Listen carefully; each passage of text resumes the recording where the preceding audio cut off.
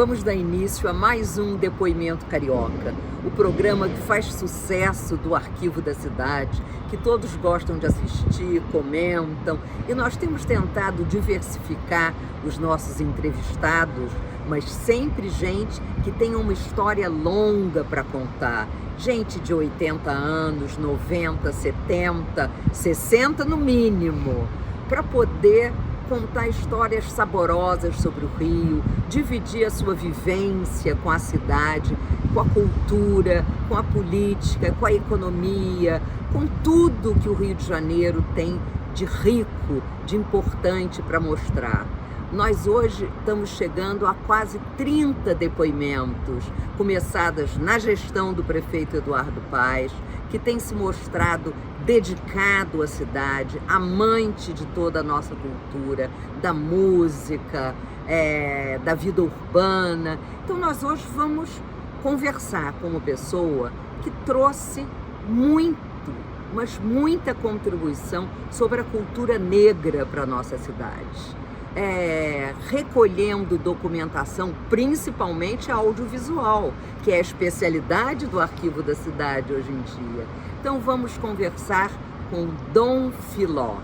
Aprendam, divirtam-se, pensem bem em como nós somos diversificados nessa cidade maravilhosa.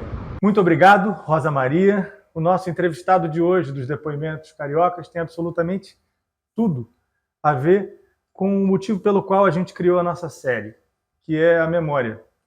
Não só a memória que a gente está registrando hoje, que vai ser vista no futuro por alguém que vai assistir esse vídeo e acompanhar essa conversa gravada no dia 19 de setembro de 2023, como também a memória que a gente vem registrando na nossa série, através das vivências, das histórias, das lutas, da relação de cada um dos nossos entrevistados com o Rio de Janeiro. E se a gente pensar no lugar onde a gente está, onde está o edifício do Arquivo Geral da cidade do Rio de Janeiro, a coisa fica ainda mais interessante. O arquivo fica na Cidade Nova, aqui do lado do Estácio, do Rio Comprido, do Catumbi, Saúde, Gamboa, Santo Cristo, Praça 11, essa área da cidade que o grande pintor e sambista Heitor dos Prazeres dizia que era uma África em miniatura, a pequena África, da qual hoje não existe mais nada fisicamente, mas felizmente permanece o simbólico, com uma história que é contada e recontada cada vez mais para o bem do Rio de Janeiro. O nosso entrevistado de hoje é, por excelência, um contador e também protagonista de outros capítulos dessa mesma história. Ele é formado em engenharia civil, mas as construções sobre as quais a gente vai conversar são outras. São bailes importantes na história da cidade, como a Noite do Shaft, como Soul Grand Prix, discos também, como os LPs Soul Grand Prix, que hoje são vendidos a peso de ouro em qualquer mercado de LP do mundo, e várias outras frentes, como, por exemplo, um acervo que ele começou lá nos anos 80 e hoje é simplesmente o maior acervo audiovisual negro na América Latina. É o Cultini, que eu sugiro a todo mundo que está vendo a gente que acesse depois da nossa entrevista. Vai lá no navegador e digita cultini.tv e você vai ver a quantidade de coisa bacana que tem para ver. Mas por hora a gente vai conversar com o criador, o protagonista de tudo isso, Dom Filó. Obrigado pela sua presença aqui no Arquivo Geral. Tremendo prazer ter você aqui com a gente. Eu é que agradeço o convite, é um prazer imenso, né? Como você bem colocou, memória na memória. É isso aí, é isso aí. Vem cá, a gente sabe assim, da importância dos lugares na formação da pessoa, né? A importância dos lugares e das relações pessoais. Tua história é uma história que passa pelo Riachuelo, pelo Rocha, passa por Vila Isabel, Andaraí, tem um capítulo inicial em Botafogo. Você é carioca de onde? Nossa, sou carioca de vários territórios. Então diz aí. Mas tem uma linha do tempo, né? Dentro dessa linha do tempo, eu ainda bebê, acho que a primeira moradia era uma casa uma casa na época chamada Casa de Cômodo, né? Casa comum, aqueles casarões antigos foram habitados pela fidalguia, que em algum momento deixou de ser aquele da fidalguia e passou a ser da comunidade mais carente, aquelas que alugavam os quartos e tinham as áreas comuns, como banheiro, como a cozinha. Então as pessoas chegavam naquela época, você não tinha a ida direta para a favela, né?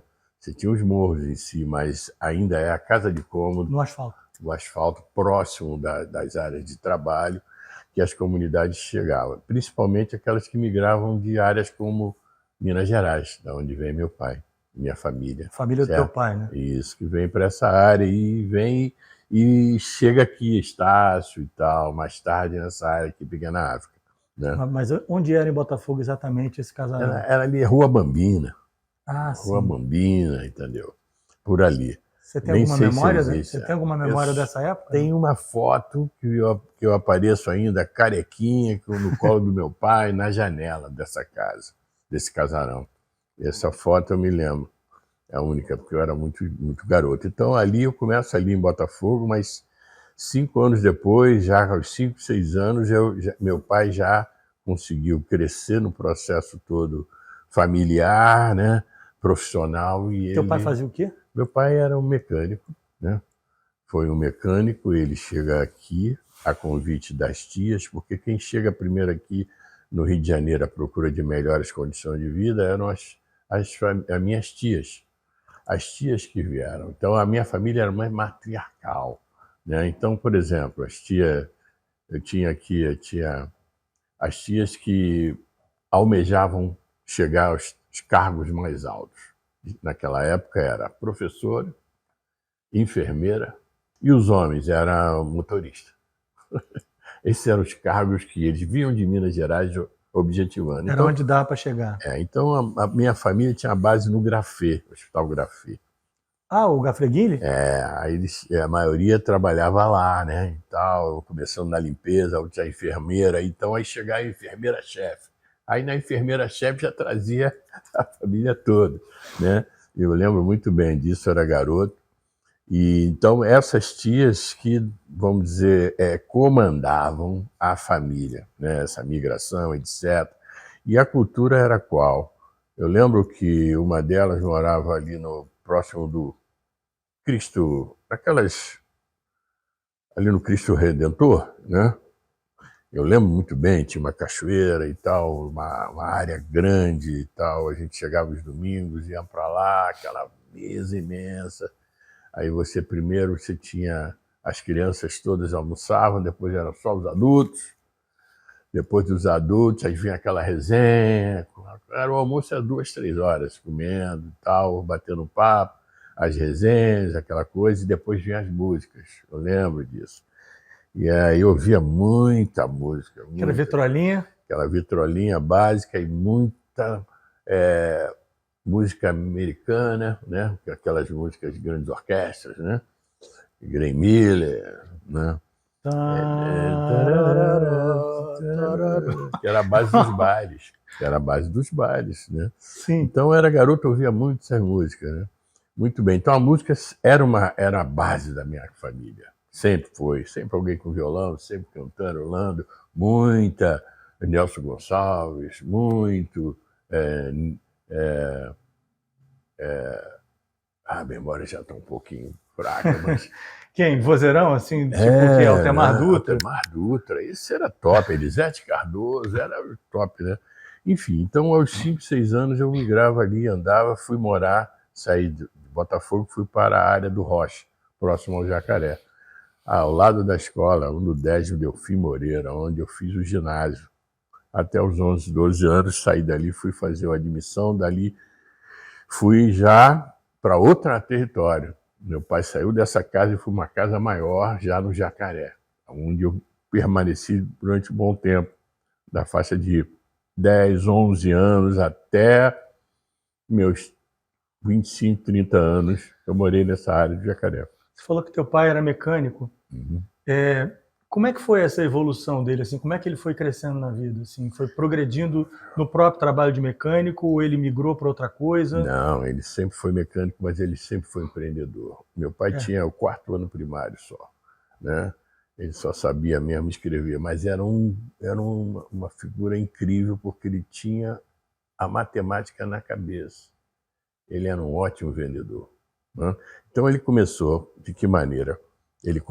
Ele consertava os carros, né, na rua, como mecânico. Primeiro ele começou como mecânico da polícia, mas foi para lá, mas não era a praia dele. Aquilo ali não era o universo dele. Ele montou a base dele consertando o carro na rua e foi criando uma clientela. Dessa clientela, ele foi automaticamente migrando para a venda. Ou seja, ele indicava os carros, comprava, olha, tem um carro aqui bom para você e tal, esse carro ele foi criando. Então a clientela dele era fiel. E com isso aí ele foi crescendo, deixou de ser mecânico, passou a ter uma oficina mecânica, da oficina mecânica migrou para uma agência de carros dentro da oficina. Só que na rua Paim Pamplona, onde eu fui morar no Jacaré... Pamplona. Paim Pamplona. Nessa rua ele comprou, né, essa agência junto com um outro parceiro dele, que era um Manuel Andrade Neto, né? Meu pai era Astilof de Oliveira, seu Sereno, porque ele, na juventude dele, só chegava na madrugada, então ele era o homem do sereno e tal, né? Então ele ficou sereno, sereno, sereno por esse fato, e também por ele ser muito tranquilo, né? Astilof. Astilof.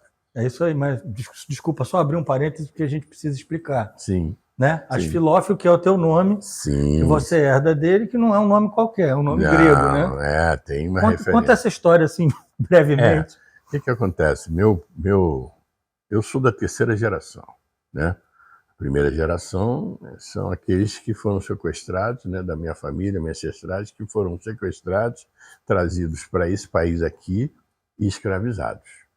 Então, o meu avô era um escravo, né? Um escravizado que foi liberto. Quando liberto, ele se uniu a um médico grego, né, que, na época, os dois formavam uma profissão do médico legista, né? Meu avô era o técnico, né, prático, e tinha um médico. Então, os dois, o nome dos dois? Os dois, exatamente. Então, não, qual o nome do teu avô? Aí, meu avô, ele tinha um nome que era Zé Bonifácio. Na verdade, não era um nome africano, mas era um Bonifácio que foi dado por conta da colonizadora. Então, Bonifácio era o nome dele. Esse médico grego, eu não recordo realmente o nome dele, mas a união dos dois fez com que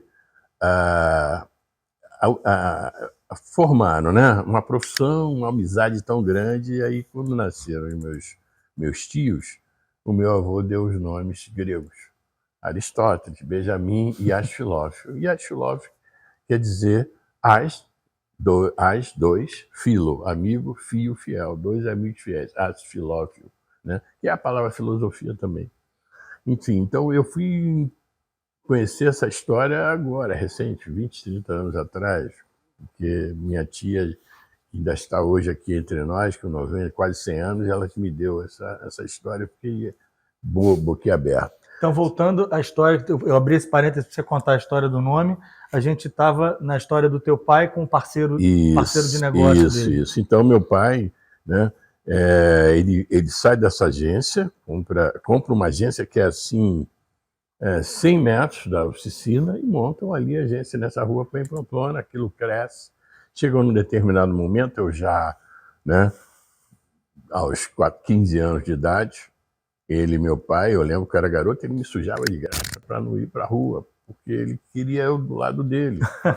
E eu não entendia aquilo, achava aquilo, pô, eu não quero ir para a rua jogar minha bola, quero curtir com meus amigos, mas ele me sujava exatamente para mim ter ideia de quanto era importante aquilo que ele realizava, e ele sabia que ele tinha um limite.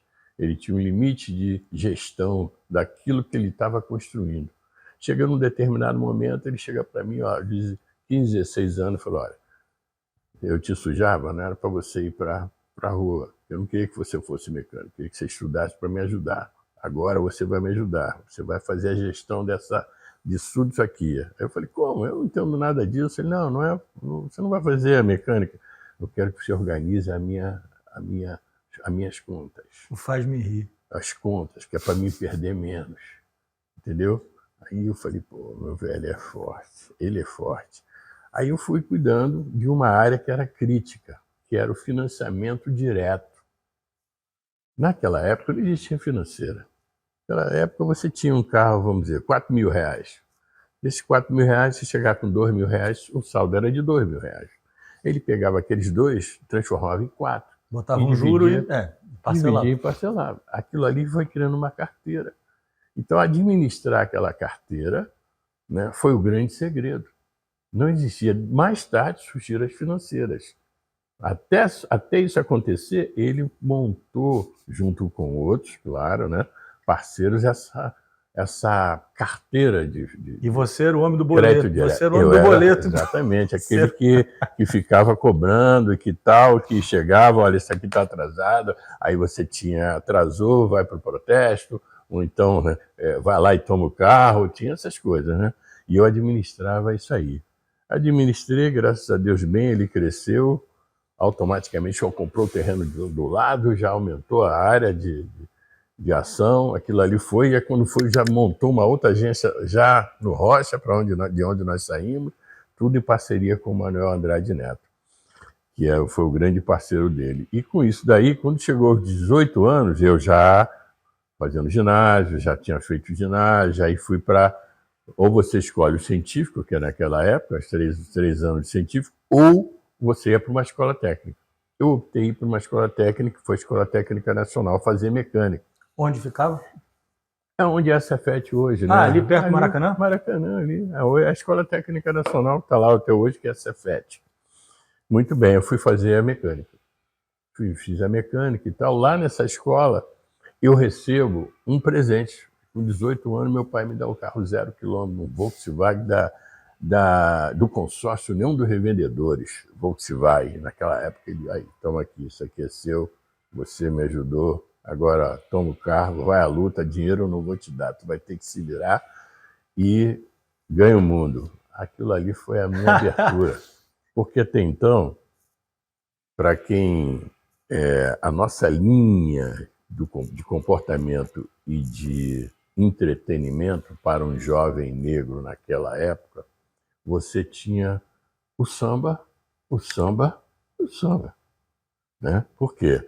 Você não tinha acesso a outras áreas, a outros territórios, porque o racismo, a discriminação era latente. Então, você queria ir para um baile mais, vamos dizer, rebuscado, aquele não era o teu lugar. Então, você ia para onde? Para as suas bases. E as suas bases eram o quê? Festas de largo, a Band Mar Fantasia, a escola de samba, piquenique. O piquenique, entendeu? Esse era o lazer da negrada. Né? Consequentemente, as famílias pegavam aquilo ali, meu pai saía com aquele carro conversível dele, botava todo mundo, aí a mãe fazia uma empada, uma galinha, uma farofa e ia para a praia ali na Ilha do Governador. Porque hoje não tinha... Praia da Bica? É Bica, é isso, era aquela área ali. Então você tinha uma área, você chegava lá de manhã e ia no farnel na praia, aquilo ali era festa. Era assim que era a nossa comunidade. E era bom, imagino que a tua memória afetiva disso... Nossa, era maravilhoso. É uma memória boa. Só que meu pai deu um upgrade, né? Ele teve um upgrade, saiu da condição e foi para uma classe média negra, e quando eu digo classe média, eu digo com mais condições dos outros companheiros, irmãs e famílias, né, da média. A gente tinha uma condição melhor, a gente tinha um carro, a gente tinha uma casa de praia. Ele bota o filho no colégio particular. Isso porque eu não consegui passar no público. Embora não porque eu não tivesse condições de fazer a universidade. Eu fui até o ginásio e científico, tudo na escola pública. Pum, pum, pum, pum. Mas quando chegou na hora da universidade, aí pegou. Pegou porque você não tinha condições de passar por uma UERJ. Então, você só tinha uma condição, pagar. E nem todos poderiam pagar, mas meu pai teve condição de pagar e fez com que eu entrasse numa universidade, né? Que, qual? Na verdade, não era universidade, era faculdade, que depois passou a ser uma universidade. É a Faculdade de Souza Marques, ali no Campinho, do lado do Fubá, Morro do Fubá. Então, ali aquela universidade, embora os proprietários negros, né? Eram negros, evangélicos, e, da sua grande maioria, a clientela branca, claro, né? Por paga, etc. e tal, privada. E na minha sala só tinham 3 negros. Então você imagina, eu estava com o meu carrinho. Só que quando eu recebo esse carrinho, eu preciso fazer dinheiro. Eu chego na escola técnica, da escola técnica eu migro para a universidade e aí eu saio vendendo muamba. Literalmente. Como é que você conseguiu essa muamba, Filó? Isso aí os parceiros. Como negão era fácil entrar nas docas, ia lá no Cais do Porto, chegava lá no meio da galera lá que vendia, melhor, que trabalhava, né? Que trabalhava no navio, descarregando os navios, né? Pessoal esqueci o termo agora. Que é da aduana, tinha um termo. alfândega, aduana. Na verdade é o seguinte, a descarga hoje é mecânica, mas a descarga dos navios, né? Todo era físico. Então, o pessoal da estiva, né? A estiva, exatamente. Sim. Então os estivos Sim. Toda a maioria eram negros, imensos. Sim. Geralmente sem cultura, entre aspas. Todos eles griots, todos eles na oralidade. Sem estudo tradicional. Sem estudo tradicional, claro, eu digo estudo do colonizador.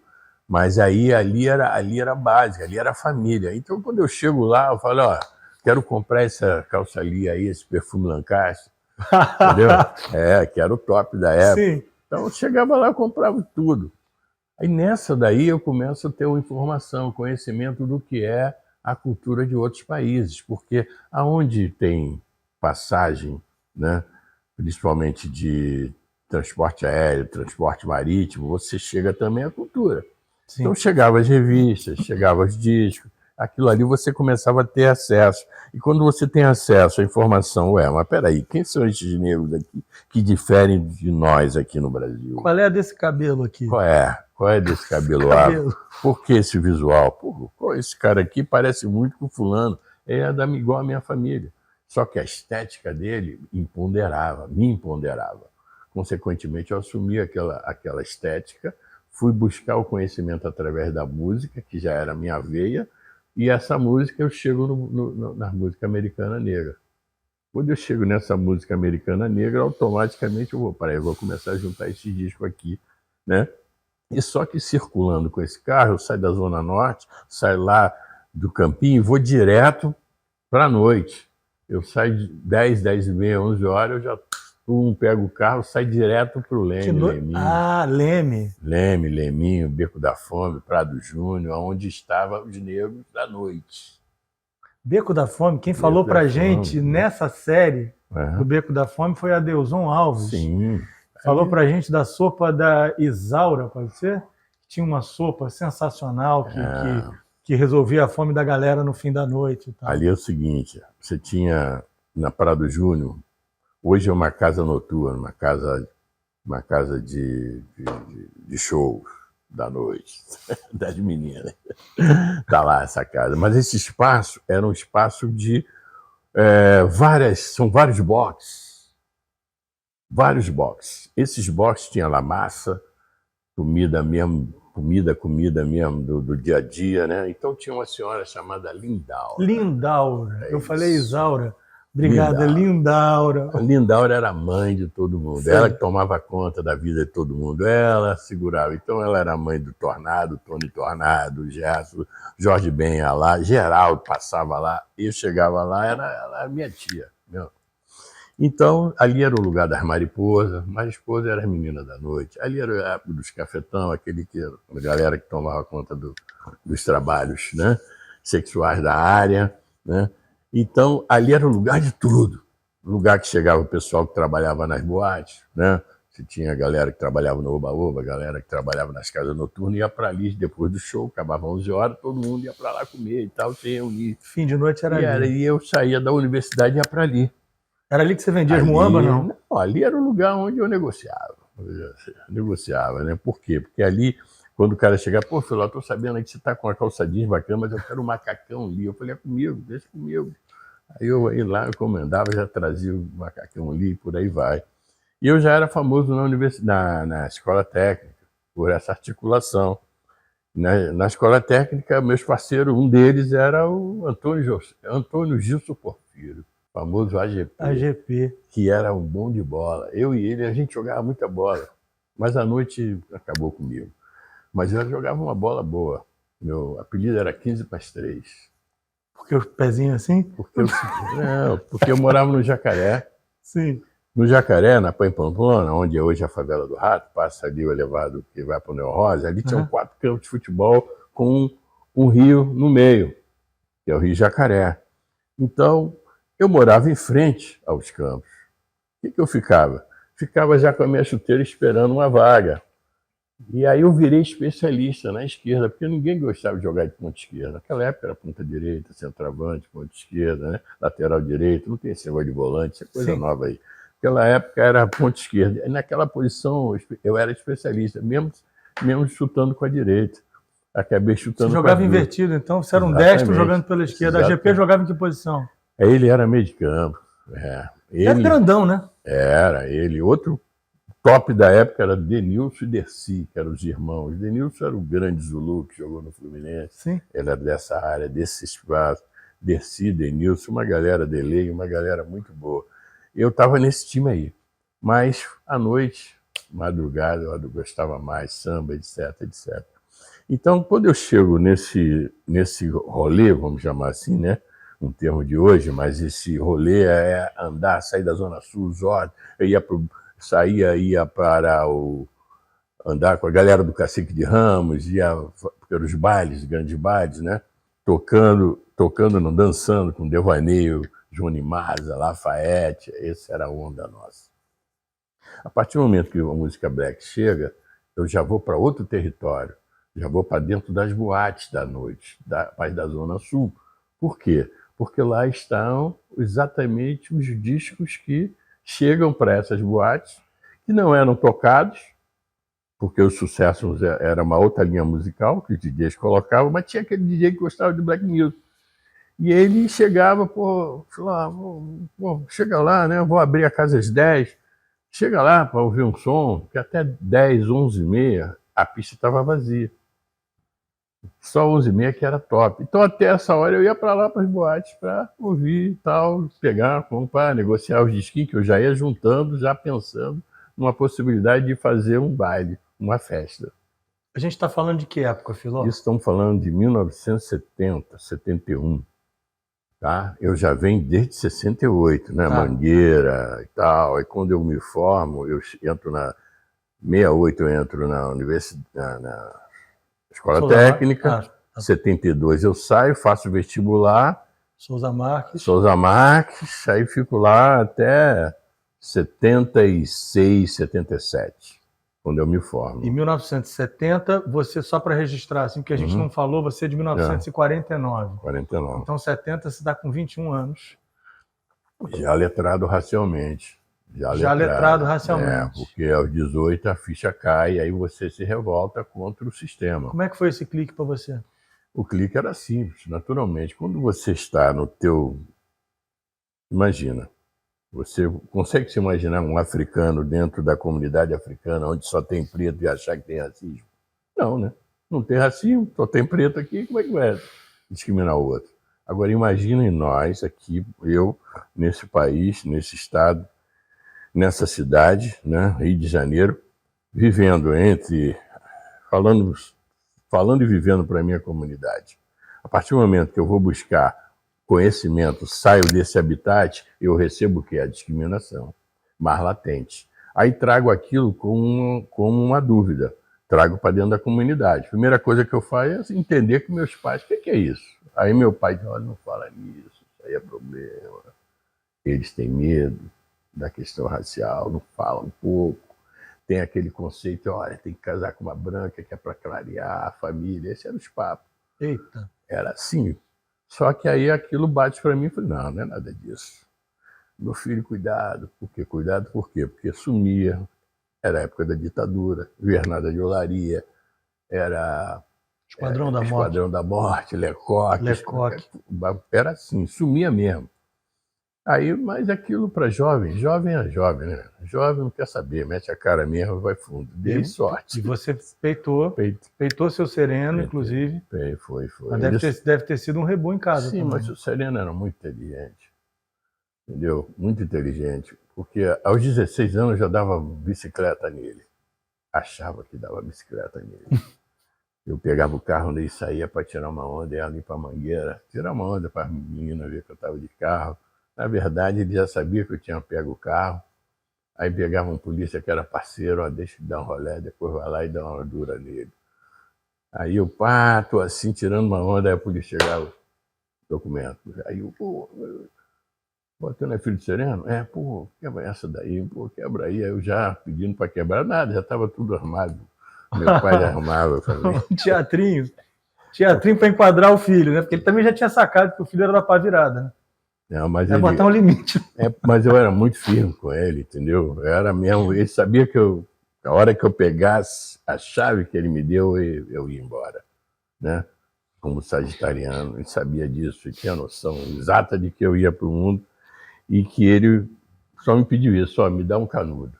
Eu fiz o canudo dele.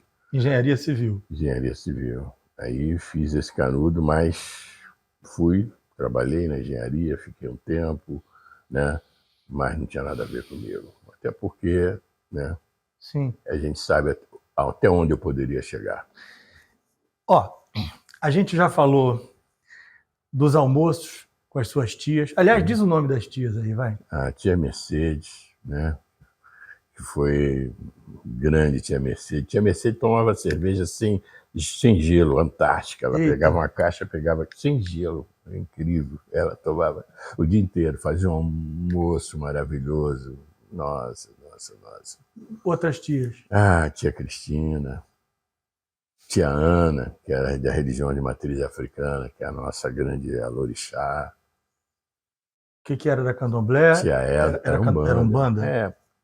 Naquela época, as famílias, todas elas eram de origem de sincretismo, né? Todos nós éramos, eu sou ainda, né, da Irmandade do Nossa Senhora do Rosário, dos Homens Pretos, aqui na rua, do lado do metrô, na Uruguaiana. Sim. Aí tem a igreja. Sim. E ali existe uma irmandade, existia uma irmandade, né? Essa irmandade, eu lembro, eu era garoto, eu ia uma vez por mês a essa aí.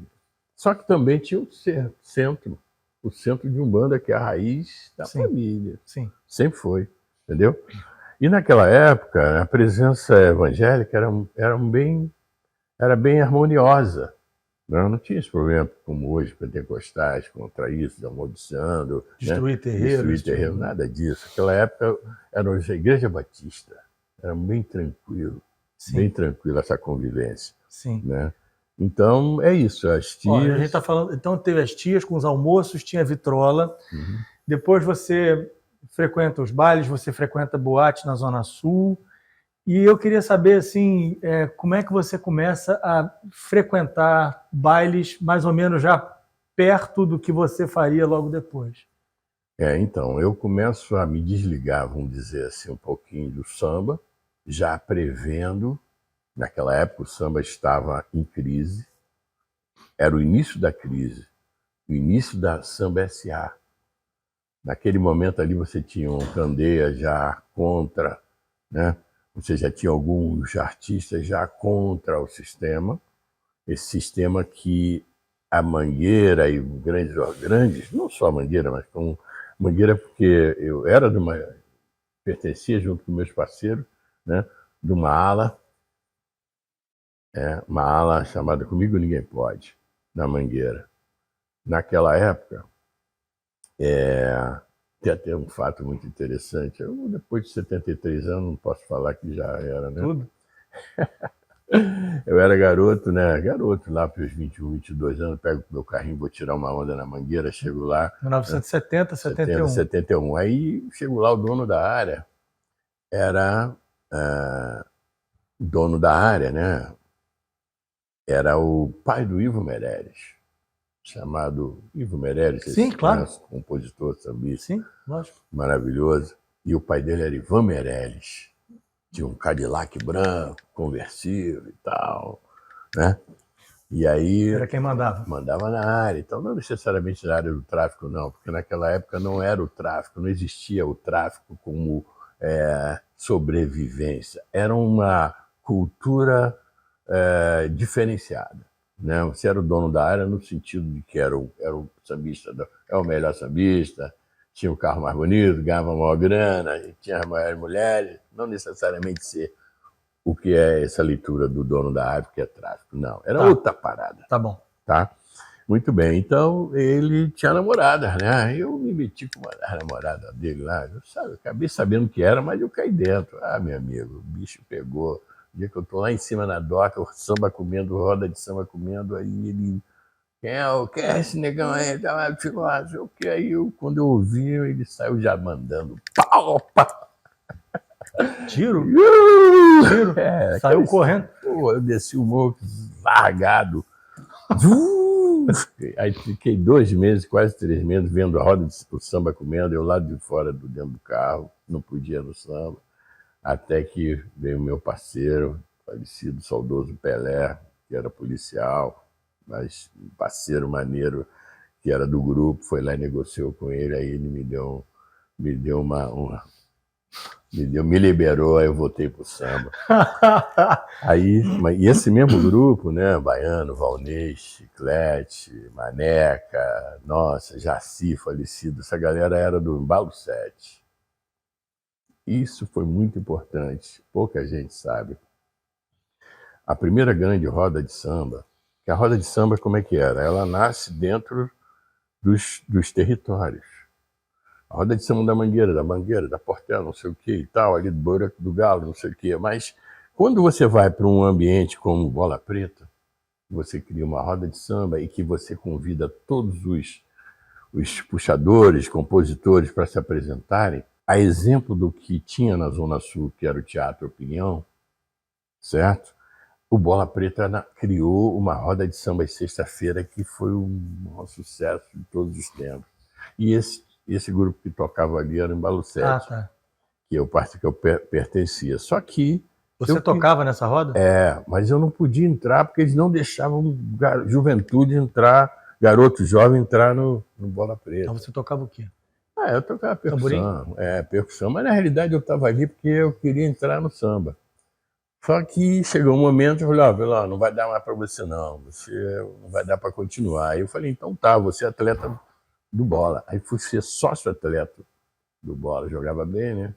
Fui ser sócio-atleta. Tinha isso, é? Sócio-atleta do Bola? Sócio-atleta do Bola Preta, para me poder entrar na noite. Porque essa galera que me levava era todo mundo mais velho. Você tem uma ideia?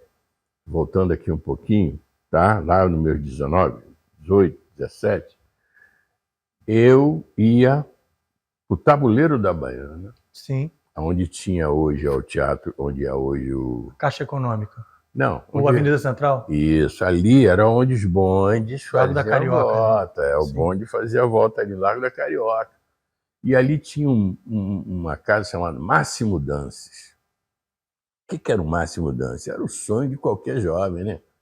Porque naquela época, para dar um beijo era complicado. Né? Então, você, eu queria ir na noite. Aí eles me pegavam, eu era grande, né? Botava um paletó e entrava de costas. O cara já sabia que eu era menor, mas eu entrava, vai estar garantido por eles. E aí lá eu ia dançar. Só queria dançar. Né? Claro, só dar uns beijinhos. Só que as moças eram profissionais de dança. Sim. Aquela de cartão de furo. Furar o cartão. Olha só. Cada furada era um dinheirinho que ela levava. Elisete Cardoso trabalhou com isso. Entendeu? Dançarina de furar o cartão. Furar cartão. Aí, meu irmão, eu acabei ficando no sócio do local. Então essa experiência eu levei na noite, na minha vida. Então, chegando na sua pergunta, quando eu migro para a questão dos bailes soul, exatamente quando se acirra a questão do meu letramento racial, onde eu encontro parceiros ativistas que se formavam e discutindo a questão racial clandestinamente. Quem eram? Januário Garcia, Opa, Carlos Alberto Medeiros, Paulo Roberto, né, José Maria, que foi o grande cabeça, o homem que nos concebeu o espaço em Ipanema para que esse grupo, a Mauri Mendes, pudessem se reunir para discutir a questão racial. Porque se a gente tivesse isso na Zona Norte, estávamos presos. Eles não poderiam imaginar que nós estávamos na Zona Sul, dentro de uma universidade branca, discutindo a questão racial. Estamos falando em plena ditadura. Aquilo ali fez com que houvesse um crescimento dentro desse grupo. Nasceram dentro do processo todo as organizações negras como o IPCN, o Instituto de Pesquisa das Culturas Negras, o SEBA em Niterói, o SIMBA, e a própria organização, né, acadêmica dentro da Universidade de Cândido Mendes, Centro Afro-Asiático.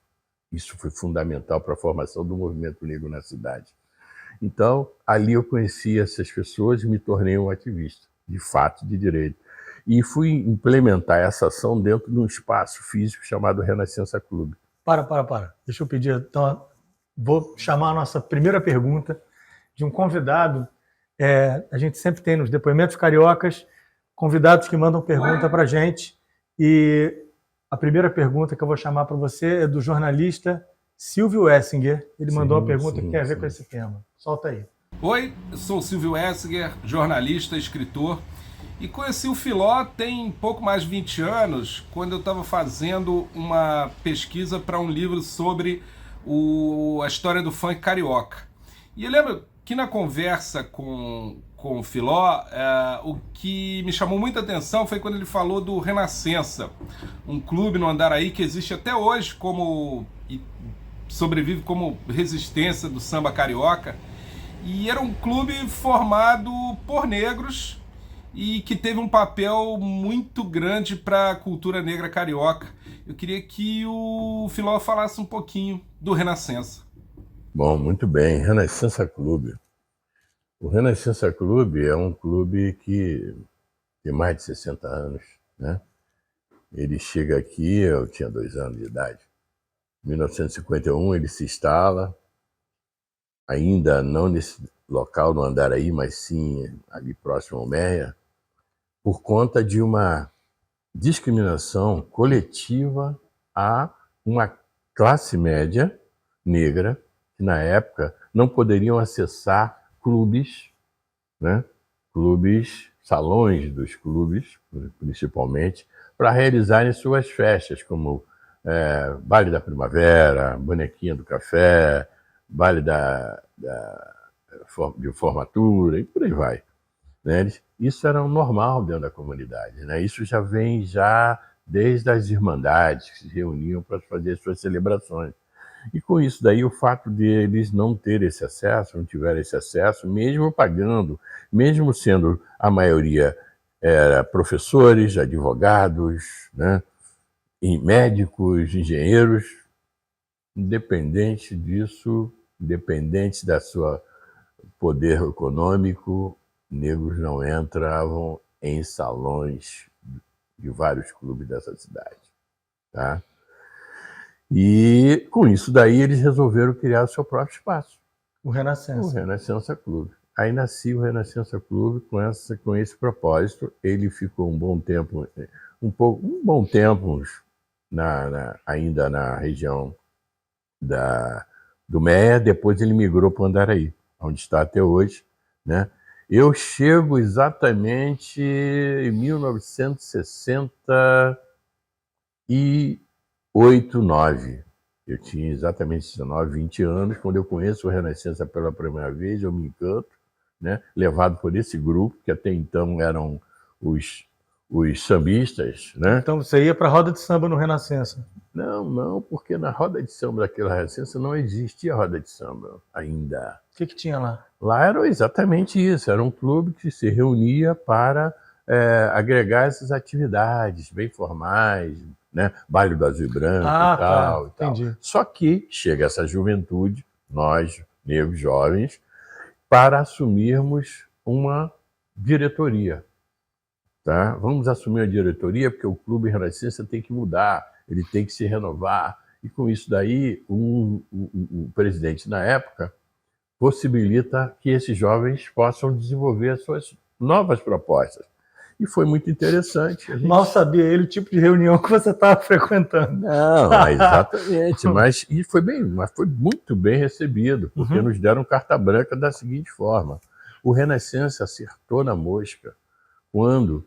Porque o que aconteceu? O Renascença se tornou famoso pelas suas mulheres negras que se candidatavam aos concursos de beleza.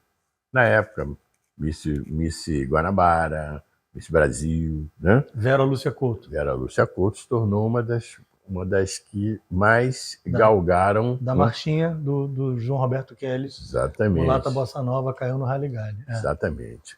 Aí imagina, jovens como nós, né? Já letramento racial chegando forte, entendendo que aquela território do Renascença tinha uma coisa errada. Não, não pode. Esse negócio de usar o corpo da mulher, não. Isso homens negros não admitimos, jovens não admitimos, que naquela época a gente já brigava pelo empoderamento da mulher negra. Isso já vinha na minha formação desde casa. Né? Então, não. Aí o que acontecia? Os brancos, vamos para o Renascença, que vai ter uma roda de samba lá, e tá cheio de mulata, vamos lá pegar mulata. Aí o bicho pegava, a gente ficava injuriado, os homens pretos queriam sair pegando geral. Aí, ó, tem que mudar essa imagem do clube. De que forma? Vamos assumir uma diretoria. Qual? A cultural. Então, o Renascença já estava no sábado, a roda de samba do Renascença era tão famosa, você não tinha ideia. No final da roda de samba, encostava um carro forte para recolher o dinheiro. Eu não estou exagerando. Isso era todo final de semana. Era muito dinheiro. Entendeu? Era tudo em dinheiro, não tinha negócio de espaço, hoje cartão, nada disso. Era dinheiro vivo.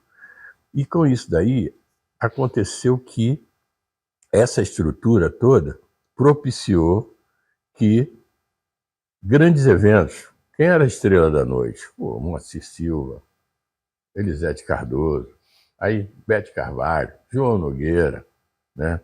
Galera toda das rodas de samba top chegaram. Nossa, vou esquecendo. Roberto Ribeiro, Elza, meu parceiro. Elza, geral. Até Calbi Peixoto chegava lá. Ah, legal. Tá, tem foto dele lá. Como também chegavam os aproveitadores, Lacerda e tal, por aí vai. Né? Lacerda ali, esse governador, candidato a governador na época. Enfim, isso daí fez com que o domingo ficasse vazio. Aí nós propomos ocupar o domingo.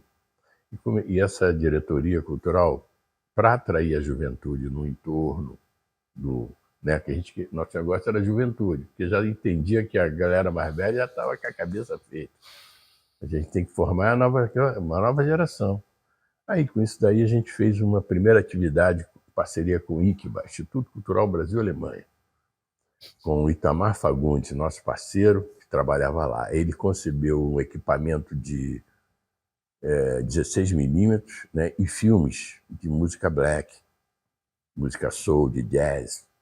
E a gente passava isso nas quintas-feiras. Fizemos 3 quintas-feiras projetando aquelas imagens e convidando a garotada para assistir esses filmes, na condição deles ouvirem uma palestra sobre uma doença que era a base em todos os morros ali do entorno, Mangueira, Borel, Chacrinha,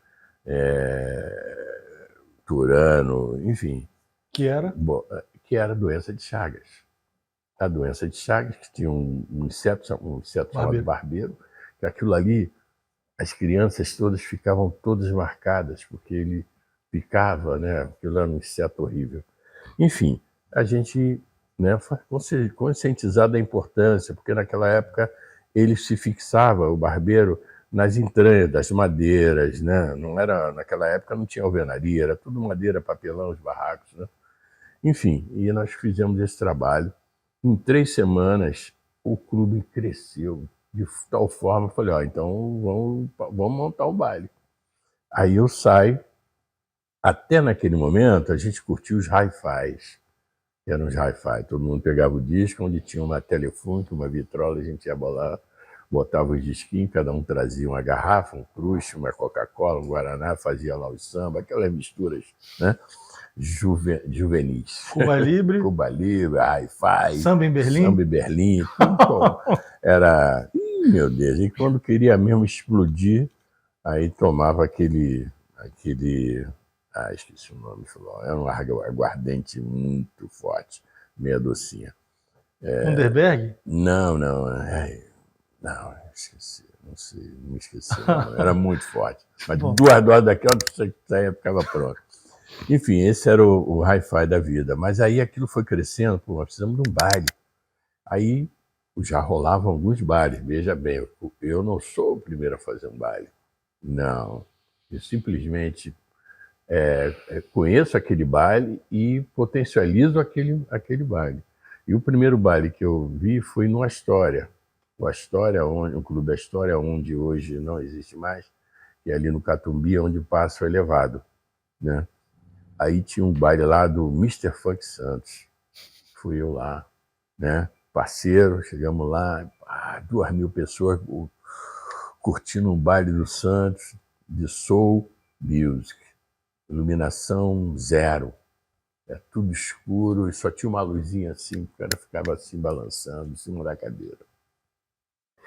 Sem problema, sem briga, sem nada, todo mundo maravilhado, autoestima pura, aquilo ali me encantou, me mexeu com a minha cabeça. Não só minha, como todos os meus parceiros militantes também, porque viram a possibilidade daquele discurso político ser repassado para a massa, através da música. Aí foi onde eu falei, opa, legal, vamos nessa. Nisso, já estava no Renascença, participando de teatro, né? Já tínhamos lá companhias de teatro, já tínhamos feito peças como Orfeu Negro, né? Em que tivemos Zezé Mota, Antônio Pompeu, Cléia Simões, Geraldo Rosa, Jacira Silva, Martim da Vila e Paulo Moura. Montado no Renascença? Montado no Renascença, ao vivo, ali na quadra, né? Uma coisa fantástica.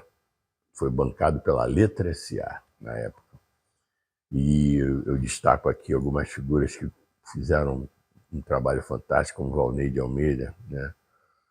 Valnei de Almeida é um grande artista, um grande cabeça pensante que trabalhou muito por esse trajeto. Chegou comigo na frente a fazer uma das capas do LP sobre o Grand Prix, porque ele era um grande designer.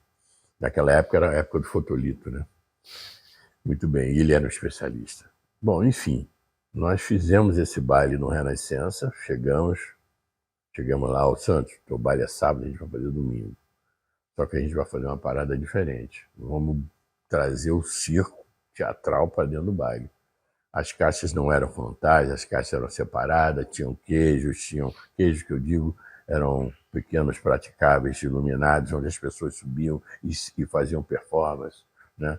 Isso tudo já marcado, ensaiado, né? E tinha também o momento da fala, onde eu me destacava por conta das mensagens que eram passadas. O que você dizia? Eu dizia, eu estudo, e você? Né? Não adianta só dançar, tem que se informar, né? Ao sair daqui, nós voltaremos à realidade. E a realidade é dura, tem o racismo, tem isso, mas saiba que é possível vencer, é possível conquistar. Você tem que assumir a sua estética e por aí vai, né? Palavras de ordem bem colocadas. O baile já era a Noite do Shaft? Já era a Noite do Shaft. Conta um pouco dessa história, como é que você... Porque o Shaft é um filme marcante, é um filme de 1971, né? Uhum. Que é um detetive negro, é meio em cima do 007, só que dentro da temática black. Né? O que aconteceu naquele período lá, né? Nós estamos falando aí 70, 71. A ditadura, né, por sua vez, o sistema, ele não deixava com que as informações, né, chegassem ao Brasil. Todas elas eram automaticamente revisadas. Que tivesse um cunho comunista, era limado. Então você imagina se chegaria no Brasil algo referente aos direitos civis americanos. Não chegaria, né? Chegou por nós porque viemos pelo outro caminho, né? Quando descobriram, aí explodiu, a coisa já era. Mas antes disso, a gente entendeu que nós precisamos ter os símbolos que poderiam fazer com que a comunidade se reconhecesse e se identificasse, criasse uma identidade a partir da música e do comportamento e da estética. A estética, leia o seu visual. do comportamento, o fato de estarmos juntos, né? E pela música que era a nossa veia, que era o nosso caminho. Muito bem, então, a partir do momento que deixaram passar uma série na televisão, na época, acho que a TV Manchete, a série do Shaft, aí você se depara com, na televisão, que era europeia, a televisão branca, totalmente branca, né? Recentemente você está vendo aí algumas mudanças, mas naquela época não existia nada de negro na televisão. Bem recentemente. Bem recentemente. Então, com isso daí, eu falei, caramba, olha só isso. Primeiro foi um filme que passou, né? Aí, nesse mesmo vácuo, veio esse filme. Desse filme veio a série na televisão, do Shaft. E, paralelo, chega aqui um filme que passou batido, que eles não perceberam, e que foi exibido no MAN, com a participação do IPCN, que é o filme What's Tax. Esse filme é referência até hoje. What's Tax, que é Watts, da cidade de Watts, nos Estados Unidos, onde a incidência negra é bem forte, e Stax, que é a gravadora negra que fez esse festival. Era um festival de música, um Rock in Rio preto, imagina, naquela época, grandes bandas, um reverendo Jesse Jackson mandando I am somebody, eu sou alguém, I am somebody, um negócio doido. Isso chega numa tela de cinema para uma comunidade jovem. No MAN, meu amigo. Aí explodiu. Eu fiquei escondido no banheiro, eu e muitos, porque a gente não queria sair da sessão, porque tinha que sair, porque era tanta gente querendo ver o filme. Ia pro banheiro para ver de novo? Para ver de novo, entendeu? Isso aí, What's Tax, esse filme fez a cabeça geral. Quando eles descobriram, isso já tinha todo mundo aceita. Então, o Shaft, né? Quando a gente cria essa festa, vamos colocar a Noite do Shaft, por conta disso, né? Era o nosso 007 mesmo. Só que era o 07 muito igual a nós, assim, da comunidade. Aquele rally era Mangueira, era o Gueto, era o Borel, entendeu? Era a Cruzada São Sebastião, era o Campo Grande, é Niterói, é a Baixada. É um cara, né?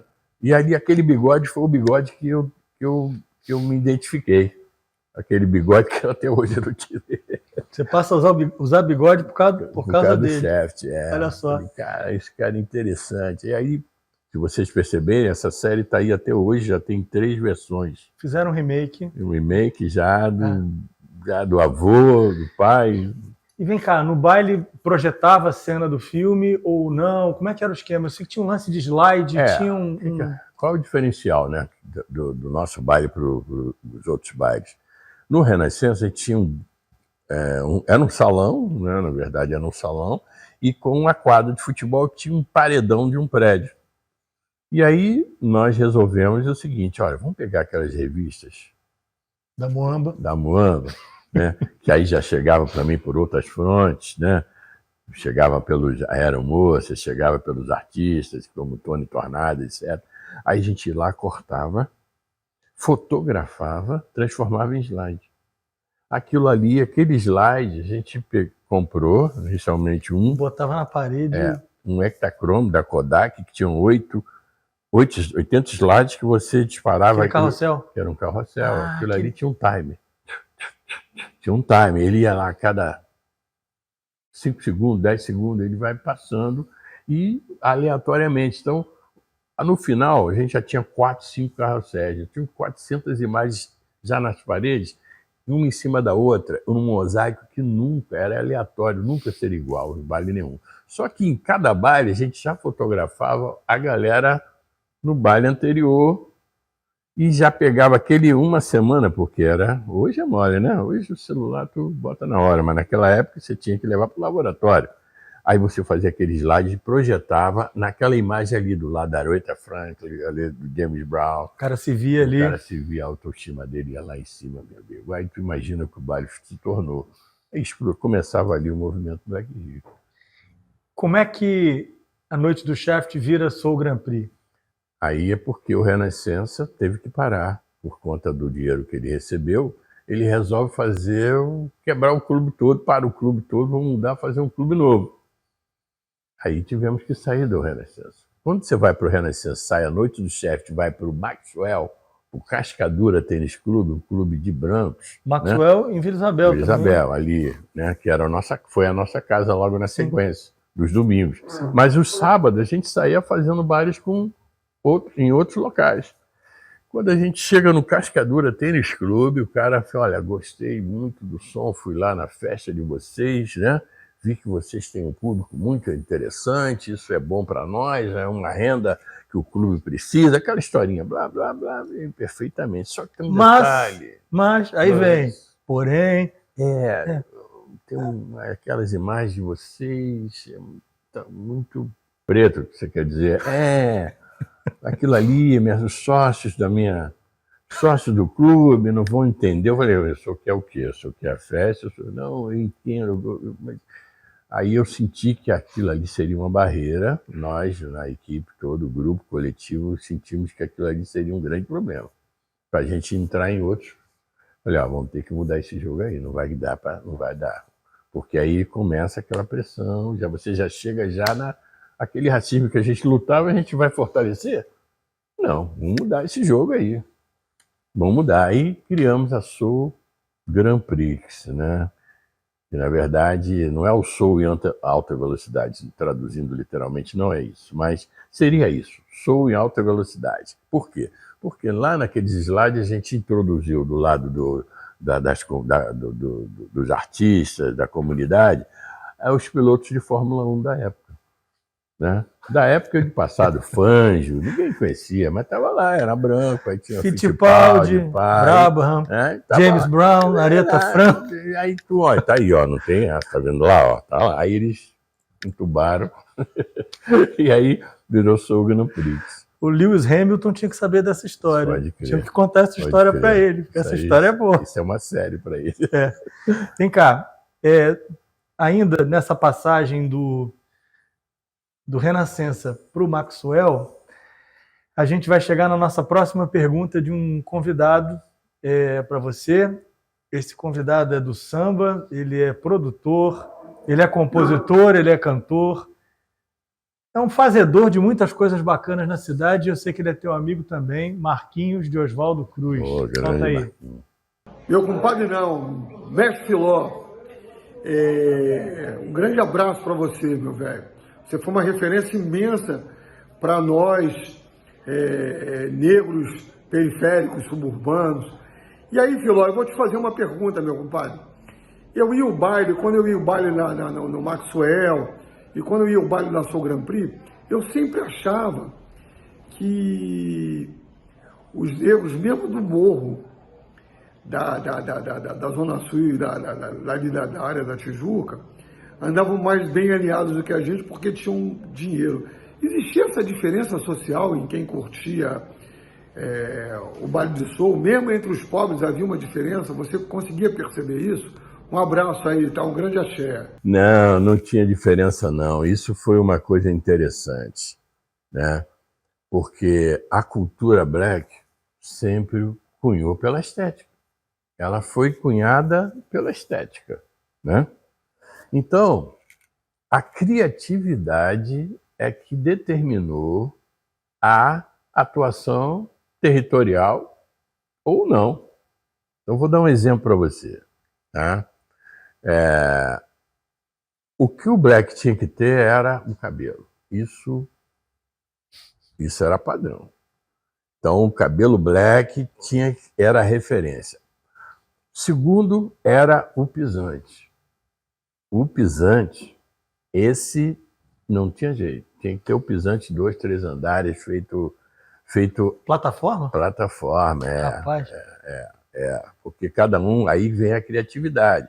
Tinha um que chegava, eu quero preto e branco, outro eu quero verde e amarelo, outro eu quero rosa e verde, outro eu quero azul e branco, cada um.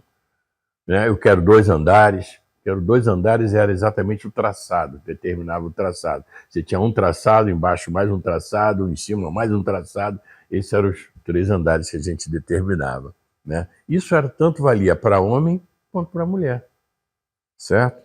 E interessante é o seguinte, mas a mulher não usava saia. Não, a mulher não usava saia porque ela seguia os padrões do corpo, do bailarino, do dançarino. Porque a calça era colada no corpo exatamente para demonstrar as curvas, né? O balanço, a dança. Por quê? E com isso daí, nós nos tornamos, né, a galera que curtiu o soul no mundo que dançava exatamente como James Brown, mas com o plus. Por quê? Porque a gente traz no samba a nossa leveza. Porque se você vê a galera que dança soul, os afro-americanos dançando soul, eles são espaciais. Nós não, nós somos, é isso aqui, ó, perna, é no samba, e quadril, entendeu? A gente trabalha muito pouco com essa, né? Com cadeira para baixo. É cadeira para baixo, amigo. Imagina isso no samba, mas o soul de James Brown deu o que deu, a criatividade. Então, estou falando do corpo da dança. E para afirmar, vou lá na pergunta do meu parceiro Maqui, grande referência do soul. Para afirmar, teve uma experiência fantástica de um grande mestre-sala que botou um disco do James Brown e tirou uma onda como dançando mestre-sala, que foi Delegado da Mangueira. Eu não sei aonde, quem tem esse vídeo, ó, quem tiver, por favor, se apresente, mas ele fez Delegado isso. Evoluindo ao som de ao James som Brown. James Brown. E ele falou, não tem diferença, aqui é tudo malandragem. Malandragem carioca ao som do James Brown. Isso foi no Soul Grand Prix? Não, isso foi no morro, na comunidade. Alguém gravou isso, eu vi esse vídeo. Mas até hoje eu estou correndo atrás, eu não sei onde ele está, onde ele tem. Não fomos nós que filmamos. Mas tem isso aí, isso tem em algum lugar. Olha só. Delegado da Mangueira. Então, você vê como é que é a parada. Então, quando o Marquinhos coloca essa coisa do visual, é criatividade, né? Criatividade total. Uma das coisas que define a criatividade é quando você vai para os festivais. O que eram os festivais? A equipe Soul Grand Prix, a equipe Black Power, A Mente Numa Boa, Dynamic Soul, Furacão 2000, Cashbox, vão fazer um grande festival. Todos no Olaria, todos no Portelão, todos no Lespan, enfim, ali cada equipe faz a sua performance. Aí você tem gente de todas as áreas do Rio de Janeiro, da Baixada, de Niterói, São Gonçalo, por aí vai. Zona Norte. Zona Norte. Aí cada um, eles ali se integram e ficam se observando e cada um quer estar num visual diferente. Aí começa a criatividade. O cara chega, bota uma capa. O cara vem meter uma capa. Aí o outro vem, já foi lá naquela casa de material de umbanda, de religião, comprou um charuto um cachimbo do Preto Velho. Aquele, ó. Botei um cachimbo e te tira uma onda. O outro já traz a bengala. Quando você vê as performances, o visual da galera começa cada um viajando na sua maneira. Isso eles saem de casa e voltam assim, voltavam, né? Assim.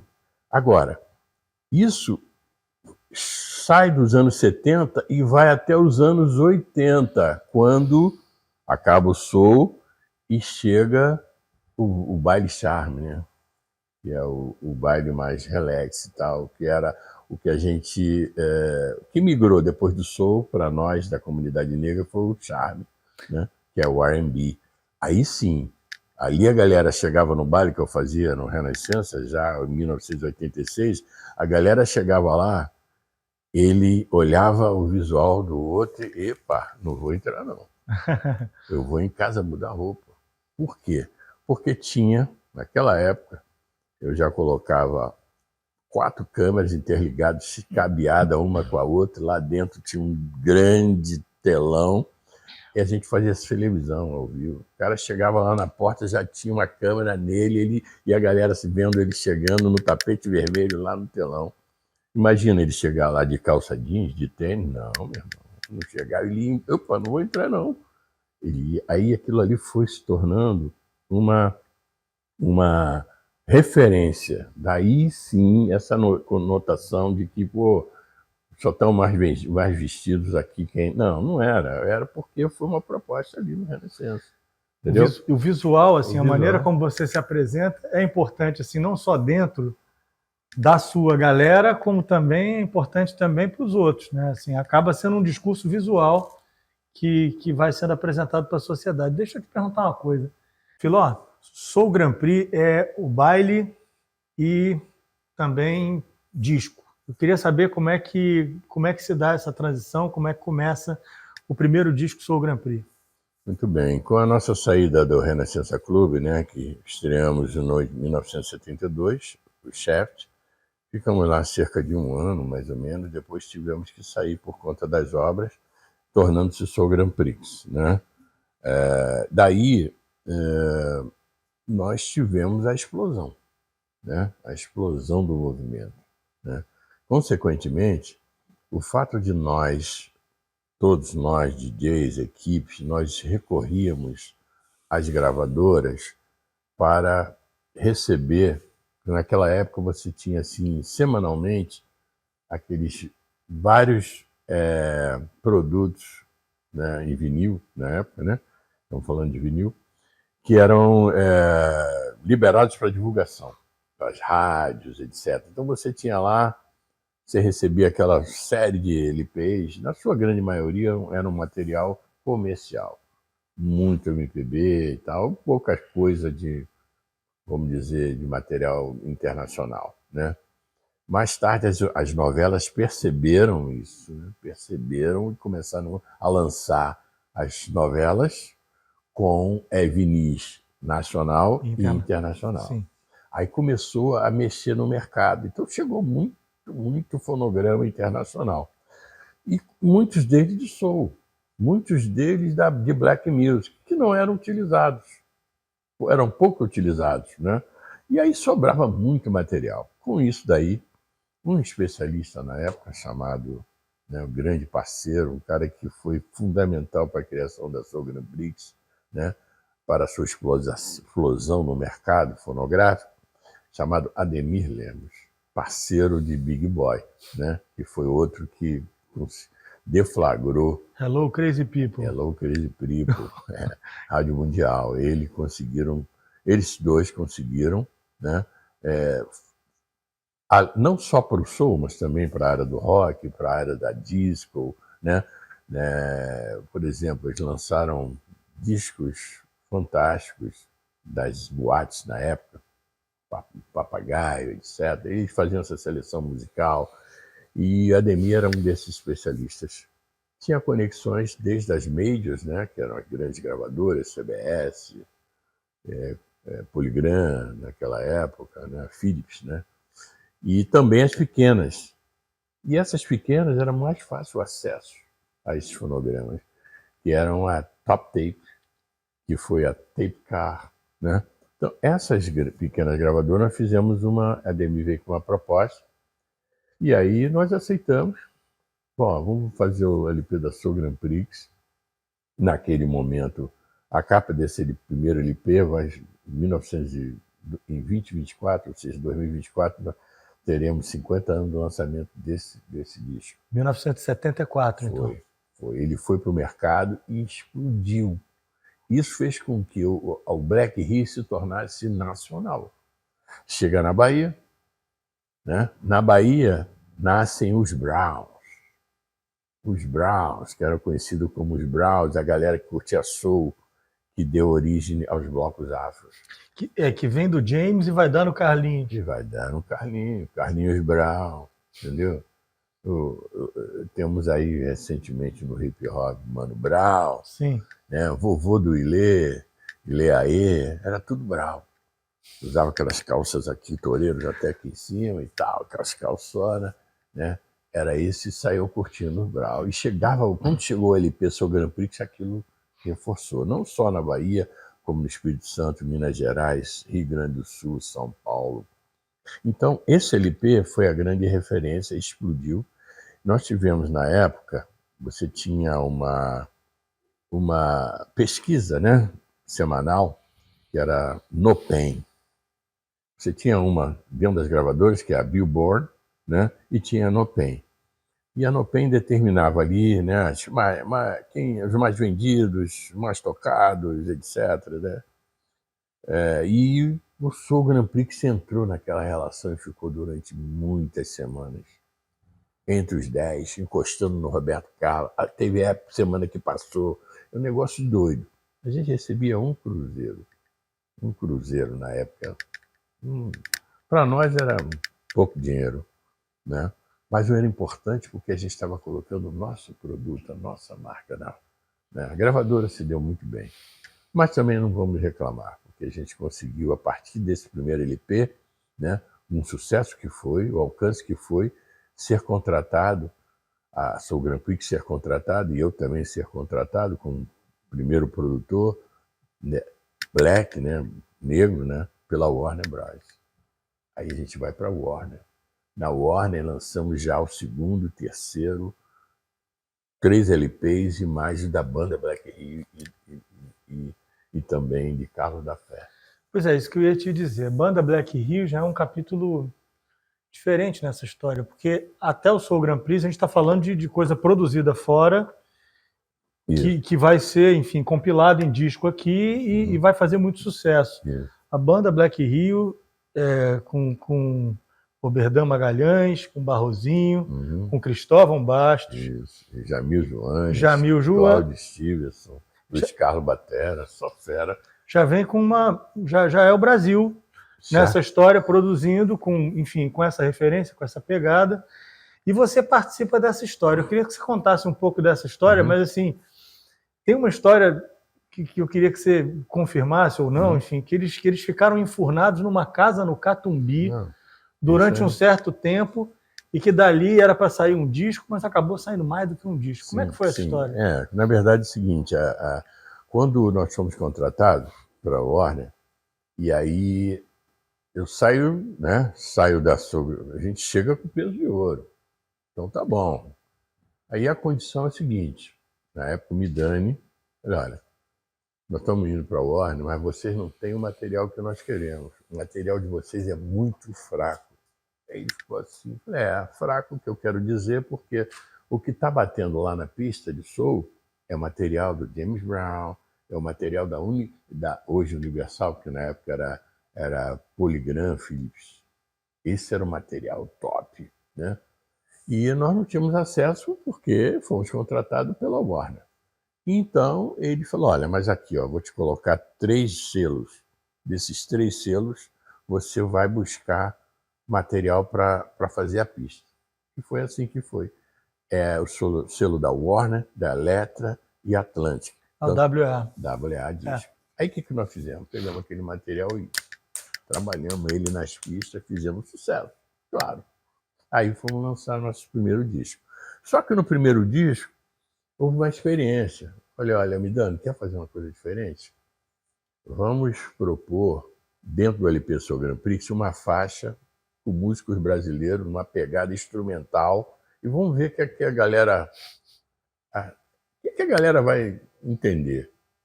Aí pegamos uma música de uma banda alemã chamada Passport, e aí pegamos a música Juju Man, pegamos aquilo ali, Luiz Carlos Batera, Oberdan, a base do Azimuth, né? Foi a base do Azimuth, mais Oberdan, Barrozinho, Márcio Montarroios, né? Essa galera, nós fomos para o estúdio e eles colocaram os elementos brasileiros dentro dessa swingada gringa. Conclusão, a galera no baile caiu dentro, sambando e tal, e dançando, e ali o nome da banda era Hot Stuff Band. Não caô, não tinha nada disso. Aquilo foi o nome que nós inventamos. Coisa quente em português. Hot Stuff Band. Aquilo ali foi os termômetros. Opa, deu certo.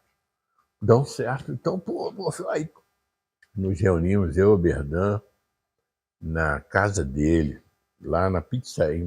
Ele morava num apartamentozinho em frente, lá no Leblon, em frente à pizzaria Guanabara. Aí eu lembro que ele alugou, não tinha nada no apartamento, nada. Aí sentamos no chão, aí começamos a conversar. Pô, deu certo aquilo lá e tal, e aí, o que tu acha? Falei, não, dá pra gente fazer uma parada legal, mas olha, tem que ser instrumental, porque se botar alguém cantando, não vai dar. A não ser que a gente traga o Tim Maia, impossível. A não ser que a gente traga uma galera, né, da época top, Cassiano, que era parceiro nosso, que era um fantástico compositor, né, a Lua e eu, por exemplo. Aquilo ali, sou de prima. Aí nós entendemos que não, tinha que ser instrumental. Bacana. Aí começou a viagem e eles começaram a criar. Leblon, aí como vai ser essa pegada? MPB com swing, um swing com levada black. Aí nós pegamos Casa Forte do Lobo, né? Músicas como Leblon Violas Lobo, do próprio Oberdan Magalhães, né? E por aí vai. Até chegar na top, que foi a música Maria Fumaça. Com isso daí, qual foi a proposta? Eu cheguei no Midani, a parada é essa, ó. A gente pode fazer uma banda, que é a banda Black Rio, tá? Agora é tudo nosso, hein? A gente vem com tudo pronto. Não dá, vocês não são músicos, vocês não são produtor, eu pego ou largo. Aí ele, agora é o seguinte, a gente quer uma estrutura pronta, a gente não quer estúdio não, quer uma casa para a gente entrar com tudo lá, comida, dorme, sai de lá com tudo pronto. E foi assim, no Catumbi, nessa casa, entrou essa galera. Onde era no Catumbi? Você quando desce você sai do Rebouças? Sim, aí desce a direita ali. A direita ali, Sim. Era ali. Ali tem Rua Santa Alexandrina. É uma rua ali, do lado Era ali. por ali. É por ali, uma Era uma casa ali, a galera ficou enfurnada. Ficou enfurnada, saiu de lá com tudo pronto e foi só entrar no estúdio. E isso daí, só que nessas levadas tinha lá a Diana, né? A Diana, aquela hora que eu começo a curtir. Aí nessa que a gente começou a curtir e nasceram várias composições ali, né? Como também a própria pegada, Carlos da Fé também junto conosco, né? E não era para entrar. Ele não entraria no projeto porque não era cantado, mas acabou que o lance dele ficou tão fantástico que acabou rolando também o disco do Carlos da Fé, né? Que é lindo, maravilhoso, né? Que é lindo, maravilhoso. E com isso daí a Warner sacou e falou, caramba, tá muito bom isso. Aí elas investiram, foram em cima da Globo, a Globo fechou com eles 2 novelas. A música tema da novela, Dona Xepa, com o Carlos da Fé, para que eu vou recordar, o que eu chorei, tudo era lindo, e a novela Locomotivas, com Maria Fumaça como tema. Aquilo ali explodiu. Explodiu de tal forma que as outras gravadoras rapidamente se articularam para fazer. Aí nasce lá na Foligram, né, junto com a Black Power, né, junto com o Paulão da Black Power, DJ também, que se articulou, né, com Gerson King Combo e com a banda Universo Black, para fazer também um lançamento. Paralelamente, aí vem Dom Mita, paralelamente vem outras gravadoras também com essa proposta, né, Soul. Só que a nossa explode e faz com que a qualidade técnica da banda Black Rio seja aceita dentro do viés da MPB. Aí Caetano Veloso aceita trabalhar com a banda Black Rio. Faz o bicho, né? Faz o baile bicho bom, né? E nós tivemos uma resenha da Ana Maria Baiana, no livro Nada Será Como Antes, não sei exatamente, posso estar errado no título, mas é de Ana Maria Baiana, em que ela faz um relato e posiciona a banda Black Rio, a Soul Music, como MPB. Aquilo ali explodiu. Aí foi nisso que, olha, é hora de terminar essa história desse movimento aí. Porque eles saíram das pistas para a academia. Quando eu digo academia da música, né? Muda de prateleira, assim, no olhar do negócio, né? Então, esse disco da banda Black Rio, o primeiro, né? Hoje, no mercado internacional, Jamiroquai, por exemplo, apaixonado pela banda Black Rio. Eu cheguei em Londres, vi um disco lá que eu nunca vi aquela capa. Que capa é essa? Isso é banda Black Rio. Eu falei, cara, mas isso aí amigo, mas... Fizeram um pirata. Fizeram um piratex que tá bombado. 300 libras na época, não tinha euro. Caramba! Não era euro, era 300 libras. Eu e meu parceiro, foi isso, eu fui para África do Sul fazer uma cobertura da delegação brasileira do Movimento Negro em Durban, na conferência de Durban, e foi 2001, quando teve as Torres. As Torres Gêmeas, 11 de setembro de 2001. 11 de setembro. Aí, na volta, né, a gente estava vindo direto para o Brasil, aí houve aquele problema, os aviões todos foram, né, direcionados. Eu fui parar em Londres. 24 horas lá esperando aquela, né, regularizar o espaço aéreo, e fiquemos lá de bobeira, vamos dar um rolê em Londres. Aí estão rolando assim, eu e Medeiros, meu parceiro, Carlos Alberto Medeiros, estamos assim, rolando assim, numa pracinha e tal, tinha umas barraquinhas, daqui a pouco a gente está ouvindo não, minto, vi uma barraquinha de disco, uma outra, falei, Medeiros, vamos ver esses vinis aí e tal, e daqui a pouco, quando a gente está falando, o cara ouviu o português, ele se ligou, falou, alô, amigos, vem cá, falou aquele português, né? Aí a gente chegou, fala português, ele, não, aí parou ali, aí começamos a falar inglês, ele, pô, ouve isso aqui. Aí botou a banda Black Hill. Caramba, aí pirei. Aí o Medeiros, ó, esse aqui é esse aqui. Ele, caraca, é mesmo, aí assina aqui. Eu falei, não, vai valer um dinheiro. Quanto é? 300 libras. E a minha parte, quanto é? Zoando, né? Nada. Eu falei, pô, é legal. O cara ficou amarradão. Pô, agradeceu pra caramba. Aí eu até hoje eu falei, pô, por que eu não comprei esse disco, cara? Porque não tem. É um disco preto da banda Black Hill, fantástico, Piratex, top. Filó, você já está falando de cobertura na África do Sul, isso já leva a gente para uma outra parte da conversa, mas eu queria antes te fazer uma pergunta que é o seguinte, é compreensível, assim, quando a história começa, né, a tua história a partir daquelas reuniões na Cândido Mendes e os bailes e tudo mais, o viés é o viés da música americana, que já traz toda a força, né, que veio do movimento dos direitos civis. Né? E aquilo vem aqui com uma força muito grande. Mas eu fico sempre me perguntando, e a gente se encontrou no sábado agora, numa homenagem que teve ao Ney Lopes no Clube Pau Ferro, no Irajá. Fico pensando assim, como é que ficou o pessoal do samba em relação a isso. Eu sei que, por exemplo, o Marquinhos Oswaldo Cruz é um que frequentava os bailes. Né? Eu sei que o pessoal do Cacique de Ramos, Bira Presidente, Birani, também gostavam dessa onda. Mas, assim, como é que ficou a relação com o samba? E também não posso deixar de me perguntar, assim, né? Porque tinha o Candeia, que era uma figura forte nessa época, e que era teu amigo. Sim. Como é que ficou? Na verdade, é o seguinte, a mídia que foi a que proporcionou esse racha, que nunca houve racha nenhum. Não houve racha nenhum. Era Mangueira, tu é Portela. Eu vou rachar contigo porque você é Portela, eu sou Mangueira. Nada disso. Você é sambista como eu, você é do samba igual a mim. Essa era a política daquela época e sempre permaneceu. Quando eu saio e vou para Quilombo, quando ele me chama para ir para Quilombo, lá estava Lena Frias, que fez a matéria contra nós. Jornalista JB, né? JB. Lá estava ela. Né? Paulinho da Viola estava lá, Ney Lopes, a galera toda estava lá. E eu era do samba, eu não saí, eu não era ET que cheguei, não, era do samba, sempre fui. Né? Então, quando o Candeia me chama, enquanto juventude, para poder proporcionar dentro da Quilomba algo novo, ele aceita o samba. Tanto que nós fizemos lá, bancado pela Warner, que foi uma exigência minha, exatamente para isso. Olha, vocês vão lançar tudo isso aí, mas eu quero o recurso lá dentro da Quilomba, né? Lá na Curipé. Rua Curipé. Aí temos esse folheto até hoje, Ressurgir das Origens.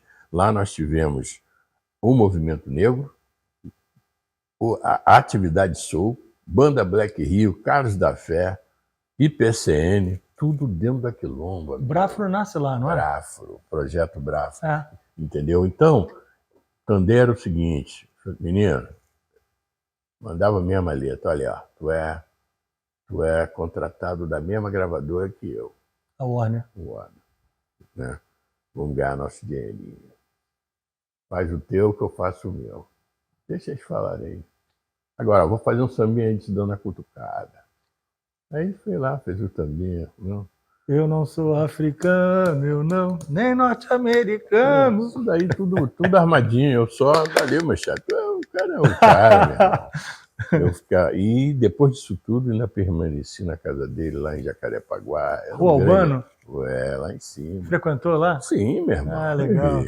Eu sou da época que, como você bem colocou, eu sou do samba raiz, meu amigo. Eu estou lá nas primeiras rodas de samba em Irajá com um parceiro Ney Lopes. Ney Lopes novinho, a família dele toda completa, eu estava lá, dali, moleque, do lado daquilo ali. Eu vi tudo nascer. Então, quando você fala em Cacique de Ramos, pô, Milton Manhães, Sim. Bira Birani, Neuci, essa galera toda era parte desse universo que eu vivia. Então, não tem mistério. Eu vi Arlindo Cruz de Black, né? Marquinhos de Oswaldo Cruz de Black, Arlindo Cruz, né? A galera, Roberto Carlos da Vila. Ribeiro, Luiz Carlos da Vila, tudo Black, brother. Então não tinha esse negócio de samba contra o som, nada disso. A gente se respeitava, cada um entendia a parada, porque era autoestima para os dois lados. Agora, isso foi feito para exatamente demonizar o soul e acabar com ele. Infelizmente, tivemos algumas cabeças que acreditaram nisso. Não vou citar aqui porque não me interessa citar nomes, né? Ainda mais sendo da nossa própria comunidade. Mas tem nomes que eu cito hoje que ele mesmo reconhece. O próprio meu irmão, Ney Lopes. Pois é, Há pouco tempo ele chegou assim, olha, agora eu entendi, hein? Eu entendi tudo. Sabe onde? Quando eu for lá para o Maranhão. Ele chegou no Maranhão, ele viu aquelas lá é reggae. Ele viu as radiolas, ele viu o reggae. Aí ele entendeu. Porque lá antes ele era meio bolado. Deixa eu fazer uma pergunta. Não dava para ter feito todo esse empoderamento através do próprio samba? Na verdade, é uma provocação que eu faço para você, mas assim, não para você, assim, para a música como um todo. Não dava... Você perguntar isso, é a mesma pergunta que foi feita com o Candeia. O que ele fez? Ele teve que criar o seu próprio espaço. Infelizmente, não conseguiu virar o jogo. Mas ele sacou. Tu acha que ele ia conseguir na Portela, onde ele era o povo? Aquilo lá era SA, amigo. É o que está aí. Olha o que está aí hoje, as religiões de matriz africana, nada contra pessoal, mas com todo respeito, essa praia aqui é minha, vocês invadiram. Nada contra. Mas quando você vai para o samba hoje, quem é que está no comando? Quem é que está mandando? Essa é a cultura do Candeia. É a mesma coisa. Então eu devolvo essa pergunta nesse sentido. Eu tive que buscar algo novo para demonstrar um avanço. E esse avanço está aí hoje. A geração do soul proporcionou o movimento negro. E, por sua vez, proporcionou que essa juventude esteja hoje nas universidades. E quando eu estava lá em Durban, filmando, e ali junto com todo o movimento negro, nós estávamos brigando pelas melhores condições. Dali saíram, de Durban, em 2001, saiu a vitória das cotas, as ações afirmativas, entendeu? Então, ao ligar uma coisa para outra, você vê que o nosso movimento foi altamente positivo. Ele trouxe para uma geração, hoje eu digo o seguinte, olha, pavimentamos para a galera que está chegando aí, pavimentamos, agora isso é mais fácil. Agora, não quer dizer que o racismo diminuiu, não, ele ficou mais latente, ele está mais visível. Hoje a gente briga, né? Então, a minha contribuição nesse processo é o seguinte, ter vivido isso enquanto ativista e, por outro lado, né, ter proporcionado que, com a minha visão de gestão e a minha intuição ancestral, que eu pudesse preparar toda a nossa história que foi apagada. É isso. E utilizando o que está aí, os meios da tecnologia, etc. Então, esse é o nosso caminho. Como é que você entra no audiovisual e daí como é que cria o Cult, né? Eu sei que é uma história assim, isso é assunto há mais um mês de conversa. Sim. Mas vamos tentar. Bom, vamos lá. 1977, a coisa aperta. Nós temos aí a pressão política e total contra o movimento black, né? 78 eu chego na hora, olha, ou eu paro ou eu vou dançar. Não tinha jeito, eu tive que parar. Saí do ar em 78, né? Aceitei a derrota, entre aspas, não a derrota política, a derrota, eu quero dizer, de conceito, né? Conceito de mercado. Ou seja, olha, no mercado acabou o soul, e realmente acabou no mundo, porque a tendência toda ficou em cima da discoteca, da disco music, que veio, né, arrebentando, e o sistema, né, a ditadura, usou a discoteca como uma forma de mudar a cabeça não mudar a cabeça dos blacks, o comportamento dos blacks, porque esse eles deram azar. Da mesma forma que lá atrás queriam, olha, o Brasil vai se tornar branco daqui a 100 anos, não vai existir preto, porque se ferraram. Ao contrário, é a mesma coisa do Black, do Soul. Então hoje nós somos maioria, nós temos uma consciência, e dentro dessa consciência, os não negros, os negros e os não negros reconhecem esse racismo que tem nesse país. Coisa que lá, quando eu chego nesse país, dizia que era uma democracia racial. Né? Não, aqui não existe, é democracia racial. Não deu para sustentar. Não deu. Né? Então hoje chegamos a uma outra realidade. Então, da mesma forma, isso. Em 78 eu saio do ar, deixo a minha equipe seguir lá para o funk, né? E saio, pego meus cascalhozinhos e vou para os Estados Unidos. Aí fico lá um tempo, né, observando as tendências. Foi para onde lá, Filó? Fui logo pro Harlem mesmo, Nova York. Na verdade é o seguinte, naquela época, Nova York era uma barra pesada, né? Barra pesada. Eu lembro que eu ficava não fiquei no Harlem, porque o Harlem era muito mais barra pesada. Eu fiquei em Nova York mesmo ali, tinha um quartinho lá, um hotelzinho lá, e eu ficava lá exatamente fazendo minhas pesquisas e comprando equipamento, né? Já vendo qual é o equipamento que eu ia trazer para o Brasil. Equipamento de vídeo? De vídeo, tá. Porque... Não, eu fui na da música, mas chego lá, não é mais, a onda é audiovisual. Aí eu falei, cara, o negócio é audiovisual, então essa que é a onda, que é o VHS, né? E quando eu cheguei lá, né, eu lembro que Nova York era muito suja, né? Tráfico era um negócio doido.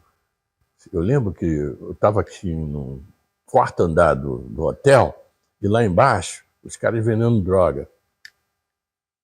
E aí, interessante que lá, o cara só ia preso se ele fosse flagrante. Aí daqui a pouco eu tô lá em cima da janela, olhando aquilo ali, caramba, os caras estão vendendo droga ali. Aí daqui a pouco tem um mendigo ali do lado, assim, o cara, um mendigo assim, meio que dormindo com um cobertor em cima, nada. Daqui a pouco o cara levanta, pau, era o policial, já chega a render do cara, o cara perde na hora ali, aí ele pega ali e aí ele desmonta aquela célula ali naquele lugar, entendeu? Não é Nova York de hoje, né? Mas era assim naquela época, barra pesada. Enfim, então eu fiquei lá um tempo, trouxe esse equipamento para cá, chego aqui no Brasil, começo a me organizar, filmando junto com o meu parceiro Carlos Alberto Medeiros e também outros parceiros que tinham uma mesma visão, né? Essas duas duplas saíam por aí, tanto a Cor da Pele, que é eu e Medeiros, Carlos Alberto Medeiros, e a Inug Barijô, que era Vicker, Birbeck e Raiza Dalto, saíam por aí filmando. E ali, intuitivamente, a gente não sabia o que a gente estava preparando, sendo preparado, né?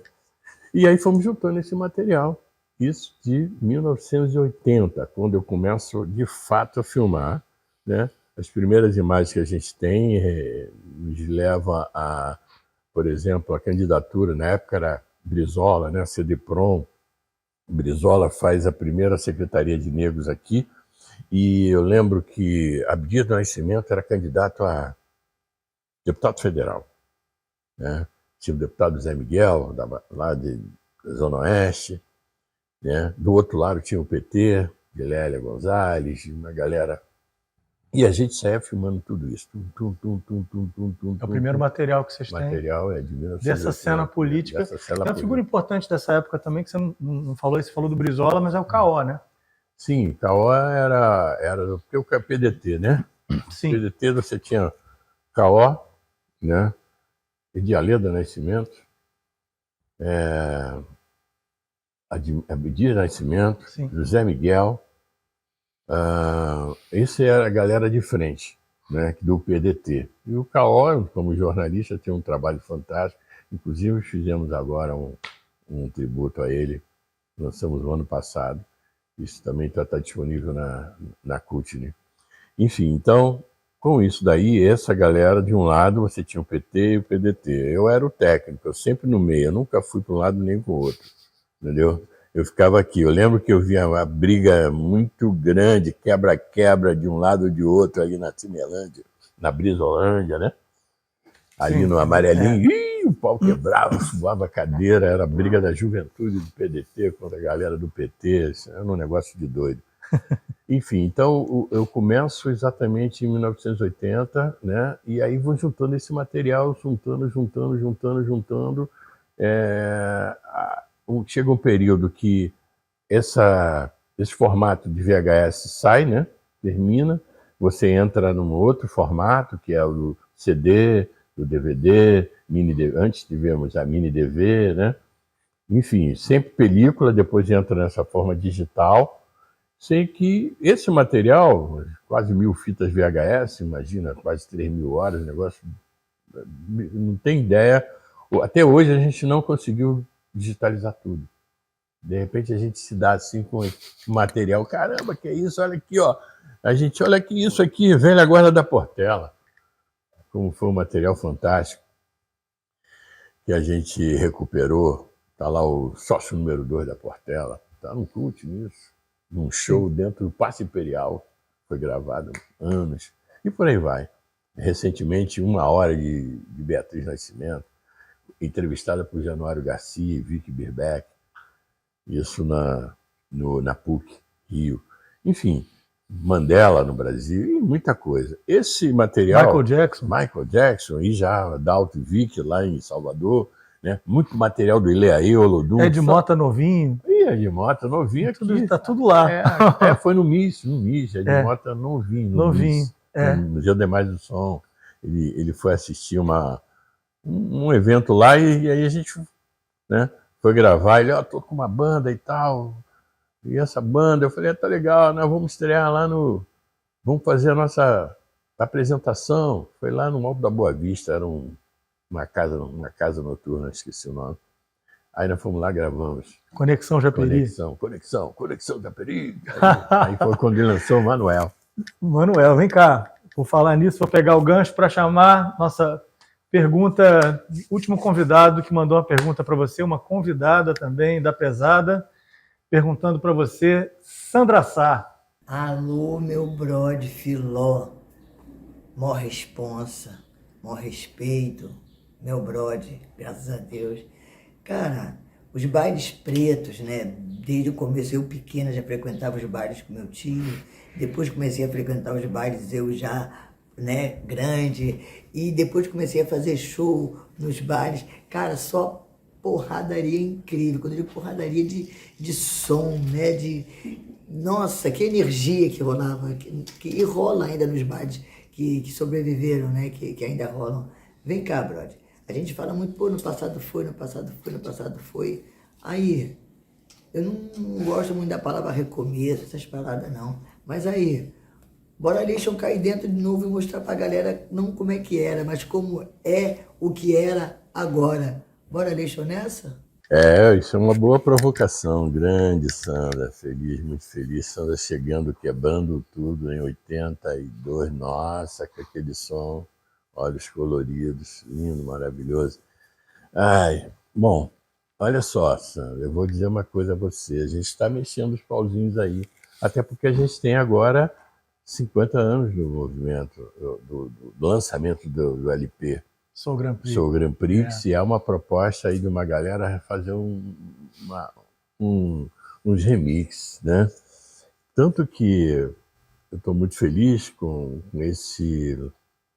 essa virada na área de cinema, né? Nós estamos aí com 2 obras fantásticas. E a primeira foi um tributo a Gerson King Kong, né? Que nós lançamos esse trabalho em parceria com os meninos jovens que estão aí comigo há 15 anos também dentro da Cutne, criaram comigo a Cutne TV. Eles começaram a filmar em 2008. Infelizmente, Gerson não está presente para assistir essa obra, mas foi lançado em São Paulo e Rio de Janeiro com o maior sucesso, uma coisa fantástica, né? E o outro é um filme que vamos lançar agora no Festival do Rio, que é em Havan Premiere, mundial, um negócio que é a Black Hill, Black Power, que é a história da Soul Grand Prix e um pouquinho da minha história, né, no Soul. Vai ser lançado agora. Que legal. Muito bacana. Pô, muito Isso bom, feito hein? pelo Emílio Domingos, né? Craque. Favela é Moda, né? Só sucesso. Na Régua, enfim. E eu tive a felicidade. Ele já, desde 8 anos atrás, ele, quero fazer esse filme. Então tá na boca aí para sair. Tá para sair, bom. Tá para sair. Quem sabe aí essa proposta de uma nova levada. Eu acho bacana. Porque tem uma garotada nova que tem que estar com um repertório que vai lá atrás, mas também com uma leitura do novo. Bem nesse conceito Sankofa, né? Vai lá atrás, pega a memória, a história e ressignifica. Sim. Que é a galera do Baile Black Bomb. Baile Black Bomb, eles fazem essas festas, que é a banda Consciência Tranquila. Nossa, garotos é banda Black Hill pra cima, entendeu? E já com uma levada, né, com a linguagem de hoje. Então, se unir essa galera com a galera da antiga, eu acho que vai dar um caldo. Vai dar coisa boa. Já estamos na curva final da nossa conversa. A gente faz 4 perguntas para nossos entrevistados sempre. Eu começo te perguntando qual é teu time de futebol.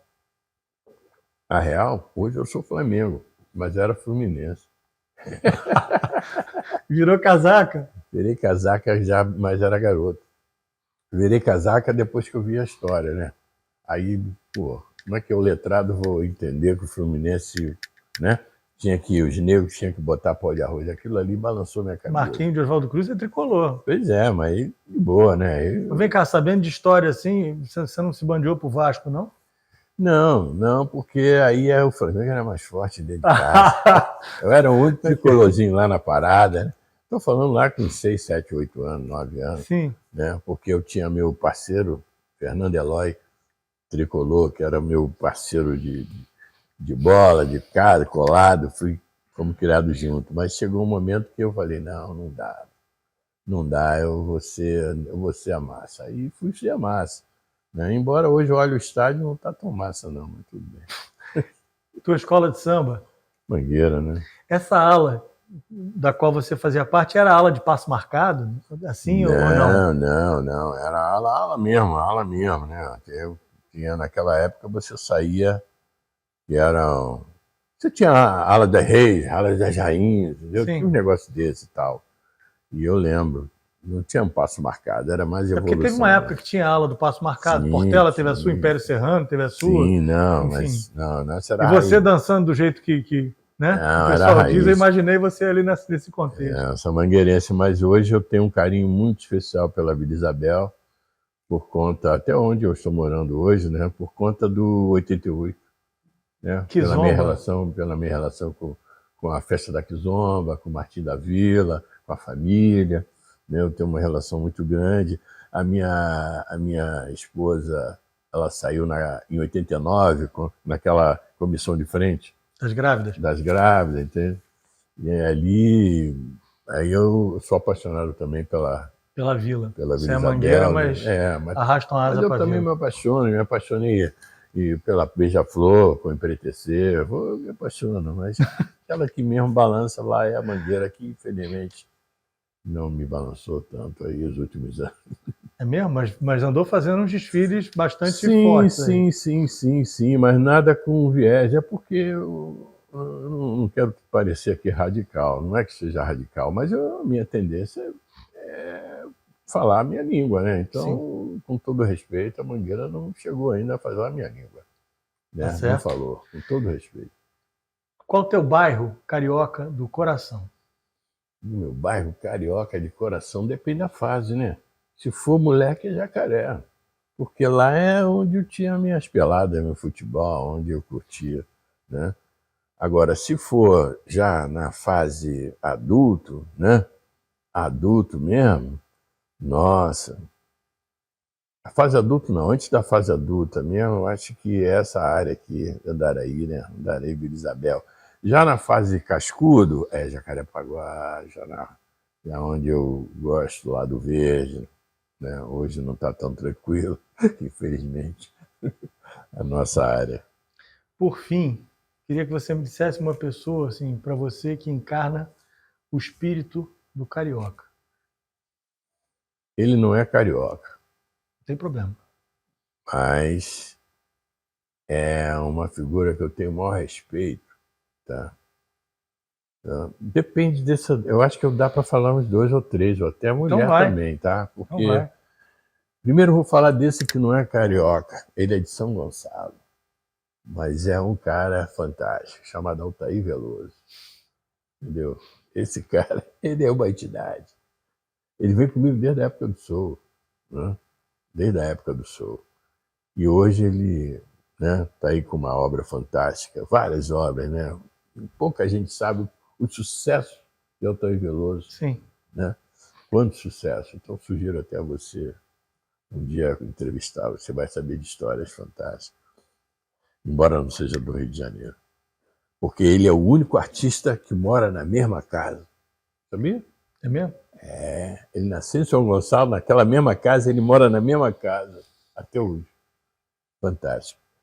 Enfim, Altair Veloso é uma grande referência para mim, né? O outro, carioca mesmo, já foi, chamava-se Aniceto de Pérez Serrano. Aniceto, aquele ali. Por quê? Você teu bigode tá branqueando, o cabelo tá branqueando. Eu não posso deixar de reparar uma semelhança física amigo, com o Aniceto, o maior partideiro de todos os tempos. Você sabe o partideiro que rimar em italiano? Você já viu isso? Aí vou rimar em italiano, parlare. Ele era o. Bom, estou falando aqui, vai lá no CUT, bota lá, Aniceto Império Serrano, Circo Voador. Eu, ele, uma galera e mais o pai do Sérgio Cabral. O Sérgio Cabral, pai, claro.